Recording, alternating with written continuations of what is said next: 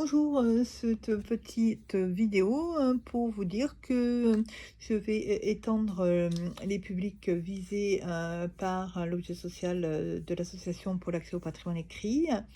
Et ceci, je vais partir du point de départ qui m'avait motivé pour le premier ciblage de mes bénéficiaires d'ateliers ou de découverte de la calligraphie et de l'enluminure.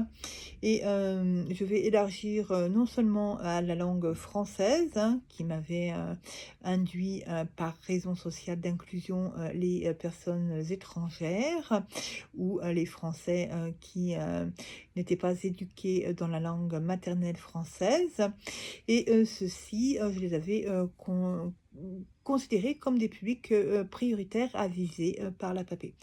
Il se trouve que, il faut élargir et pour, être, le plus exhaustif possible parce que c'est important. C'est une mission importante que je, me donne et que j'assigne à la l'APAPé et l'écriture manuscrite en français, est importante, mais elle est aussi l'écriture manuscrite dans d'autres langues. Et ces langues, sont en adéquation avec ce qu'est le patrimoine écrit. Il manquait la charnière et la jointure et le rapprochement entre le patrimoine écrit d'un point de vue historique, ancien, tel que l'est la calligraphie à l'heure du numérique et ce qu'est, notre patrimoine français et culturel d'un point de vue national et européen. Et voilà, donc je vais, redéfinir le patrimoine écrit, dans, ce que je considère d'apprenable par autrui qui est éloigné, de ce patrimoine écrit calligraphié à la main. Donc et la belle écriture écrite à la main, c'est la définition de la calligraphie, grosso modo, l'art de la belle écriture. Sous-entendu de la belle écriture écrite à la main, calligraphiée et manuscrite. Et pour cela, il faut reconsidérer, d'un autre point de vue, les documents patrimoniaux, car ce sont des documents précieux, qui servent à étudier visuellement les, graphies, c'est-à-dire les graphies, ce qui est, graphiquement visible, d'un point de vue graphique non seulement, je dirais d'un point de vue formel et esthétique, mais aussi matériel, hein. Quand on parle d'encre, on aime bien savoir, avec quoi c'est fait. Et les, documents, anciens, calligraphiés ont des valeurs à ce titre historiques, culturelles et matérielles. Alors pour ma part, j'avais étudié la dédicace d'un livre manuscrit enluminé à la fac et ces, valeurs historiques, culturelles et matérielles sont, celles qui nous restent à faire découvrir ou redécouvrir au public qui écrivent le latin, l'anglais et le français médiéval. Et donc ce sont les 3 langues, pour l'instant que je me propose de, reconsidérer, de la part des usagers et publics qui sont atteignables par la l'APAPé. Donc je me pose les questions, suivantes, hein, par écrit, hein. Vous voyez, quand on écrit, les idées viennent et par exemple, où sont les publics qui écrivent en latin médiéval et quels sont les publics atteignables par la l'APAPé? Et ces publics-là, qui écrivent le latin médiéval, et comment leur proposer, d'être bénéficiaires d'ateliers ou d'initiations de découverte de calligraphie, pour qu'ensuite ils puissent aussi faire rayonner la calligraphie latine médiévale dans leur environnement. Et où sont les publics qui écrivent en ancien, français? Quels sont les publics atteignables par la l'APAPé, et ceux, qui écrivent en ancien français? Là aussi, il y a des jointures à faire. Et puis, où sont les publics qui écrivent en anglo-normand? Ces publics sont-ils atteignables par APAPé et comment le sont-ils?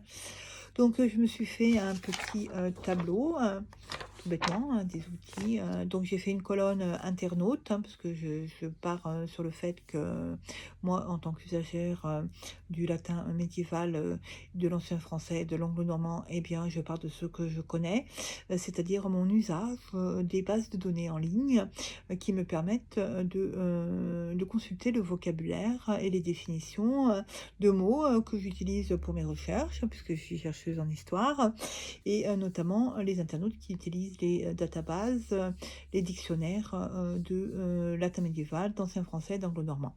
Donc, pour, les publics usagers, des données, en latin du Moyen Âge, j'ai retenu, la database DLD, la database de Latin Dictionary et le Gaffio et le Ducange. Pour l'ancien français, le DMF, hein, le dictionnaire de moyen français. Et pour, les usagers, les données pour les publics, usagers de données en anglo-normand, je, propose aussi, de, m'intéresser à l'Anglo-Norman Dictionary. Voilà. Donc les publics atteignables à mon avis, hein, qui, peuvent faire l'objet, soit, je dirais, soit, de distribution de flyers, d'affichage, dans, les lieux où ils se trouvent et ou dans et cetera et cetera. J'ai pas encore sondé bien exactement tout ça, mais, pour l'instant, ce que je vois comme type de public, ce sont des étudiants et ces étudiants, faisaient partie, notamment de ma première liste, de public à viser, mais j'avais pas vraiment ciblé, qui étaient ces étudiants, donc spontanément, ils peuvent se dénoncer eux-mêmes. Non, je dirais pas ça. Mais, ils peuvent, être des étudiants, du Grand Lyon, et des étudiants, qui sont lecteurs et lectrices de bibliothèques où, par exemple, on a accès, à la database Latin Dictionary qui est éditée par Brepols, enfin, qui est proposée par Brepols. Moi, j'ai un accès privilégié et les étudiants aussi, d'ailleurs, j'ai un accès privilégié par des écoles où il y a des étudiants. Et donc, on y a accès aussi en tant que lecteur externe. Donc, ce que je chercherai en premier, c'est, où dans le Grand Lyon, la database Latin Dictionary permet une connexion avec son institution à laquelle, où on étudie. Et puis pour les autres où il n'y a pas d'accès payant, de ces, dictionnaires, par exemple gaffio.fr, le Ducange, le dmf.fr et l'and.net. Voilà, je me propose de contacter par email, les personnes, les webmasters, ou les personnes qui sont en charge, du site internet, de ces dictionnaires et de leur demander, l'accès à la consultation, détaillée de leurs statistiques de visites, de visiteurs depuis un ordinateur, un appareil nomade localisable dans le Grand Lyon.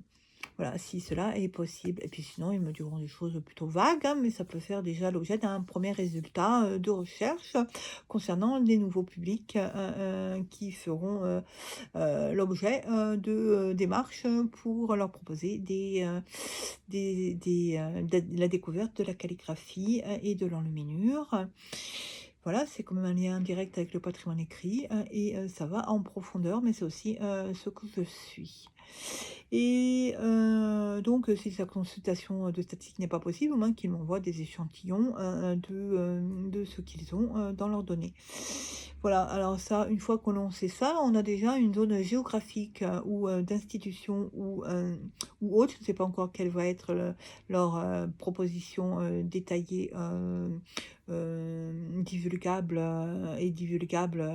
voilà. Donc il faut que je motive quand même que je suis présidente d'une association, pour l'accès au patrimoine écrit, que, je recherche à localiser dans le Grand Lyon, les prospects, de cours ou d'ateliers, de calligraphie, leur permettant, de la découverte de ce qu'ils, utilisent comme données. Une découverte de ce qu'ils utilisent. Alors, de découverte de ce qu'ils utilisent comme, données, il faut le traduire ça aussi, en anglais et en français, il faut que j'y réfléchisse. Donc, voilà, c'est aussi, à ça, que ça sert de s'exprimer, et de se filmer. C'est aussi un autre moyen mnémotechnique, que l'écriture, de faire germer, sa pensée et de pouvoir communiquer ensuite avec autrui, ce dont on a besoin et de demander ce dont on a besoin. Et c'est une demande, voilà, c'est une demande d'accès. Donc, par exemple, j'imagine, hein, que, le gaffio.fr ou que le Ducange ou le DMF, hein, pour parler d'une langue française, le DMF, le dictionnaire de moyen français, donc de l'ancien français, qui était utilisé entre 1330 et 1500. J'imagine qu'à cette époque, on écrivait, parce que j'imagine, je sais qu'à cette époque, on écrivait en gothique, avec différentes graphies gothiques et que ces graphies, gothiques, tout du moins si, je ne les apprends pas, directement ou tout du moins si j'en fais simplement une initiation ou une découverte, hein, que ce soit pratique ou théorique, eh bien les usagers du DMF pourraient être intéressés. Donc c'est aussi une manière de communiquer à l'ère du numérique et notamment ce DMF est gratuit et d'un accès, gratuit. Il faut simplement connaître les liens, les URL et savoir un peu comment rechercher. Il n'y a pas rien de vraiment intuitif, mais on fait des recherches à notre niveau et c'est quand même considéré comme une modalité, d'usagère, voilà, du DMF, qu'on soit diplômé ou non. Et c'est aussi ça, la France et le réseau, français. Donc voilà, je vais reformuler tout ça de manière, écrite et compréhensive, ou du moins essayer de me faire comprendre de mes interlocuteurs, hein, qui est écrit. Bon, bah, si j'ai une réponse. Si j'ai pas une réponse, c'est que je me suis mal exprimée, que ça ne les intéresse pas, que ma démarche les intéresse pas et qu'ils n'ont pas à me divulguer leurs stats. Ceci dit, ça ne coûte rien d'essayer et de me faire connaître d'eux, par ce biais. Après, on enfonce les clous et ça peut faire l'objet, de demandes d'accès ultérieur pour autrui, ou pour moi même si je redemande à un autre moment quand, l'interlocuteur sera disposé à comprendre, ce que je leur demande. Voilà, donc il n'y a pas, ça prend du temps et le temps, laissons le temps au temps, hein, c'est un premier jalon que l'on pose par écrit. Les gens lisent et réfléchissent ensuite, et c'est tout, c'est ça le pouvoir de l'écrit aussi. Voilà, je m'arrête là.